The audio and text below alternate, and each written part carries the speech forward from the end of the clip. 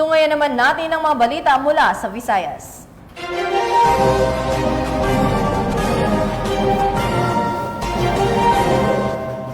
Naaresto ng PNP ang isang construction worker na suspect sa pananaksak sa kainuman ng kanyang ama sa barangay Malol, Saiton, Negros Oriental.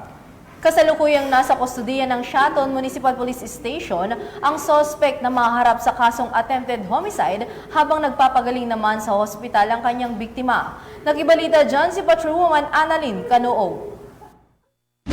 Hawak ng mga otoridad ang construction worker na suspect sa pananaksak sa biktimang mangingisda matapos maaresto ng kapulisan ng Shaton sa Purok 1, Barangay Malo, Shaton, Negros Oriental. Ayon kay Police Major Marvin D. Bulayog, officer in charge ng Shaton Municipal Police Station, Negros Oriental Police Provincial Office. Bandang alas 7:52 ng gabi na responde ang mga otoridad tungkol sa pananaksak na kung saan agad na aresto ang suspect na si alias Untoy, 30 anyos, sa residente na naturang lugar. Batay sa ulat ng pulisya, nagiinuman umano ang biktima at ama ng suspect at hindi naglaon ay dumating ang suspect. Hinamon umano ng suspect ang biktima na naging dahilan ng pag-uwi at kumuha ng bolo. Ayon sa investigasyon, sinugod umano ng suspect ang biktima ngunit hindi ito pinatulan. Ngunit maya-maya ay nakita na lang ng mga saksi ang suspect at biktima na nag-aaway. Naagaw rin ng suspect ang bolo ng biktima at walang kaabog-abog na sinaksak ito na 3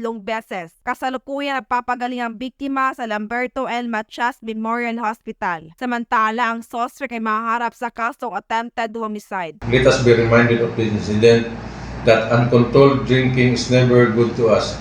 Pwede naman tayong uminom but in moderation lang. At dapat matulog lang paglasing na. At di na dapat maghamon pa ng away dahil sa huli tayo pa rin ang mapahamak dahil sa kalsingan natin. Tandaan natin, regret always come at the end. Let us be cooperative in making our community peaceful and orderly. We at Shaton Police Station ask for your cooperation in achieving the peaceful community that we always wanted to have. Ang Shaton PNP ay hindi hahayaang makawala sa kamay ng otoridad ang mga taong gumagawa ng krimen sa kanilang kapwa at komunidad dahil sa bagong Pilipinas, ang gusto ng pulis, ligtas ka. Mula dito sa Central Visayas, ako ang iyong PNN correspondent, Patrolwoman Annalyn N. Canoog, alagad ng batas, tagatuguyod ng Balitang Pulis.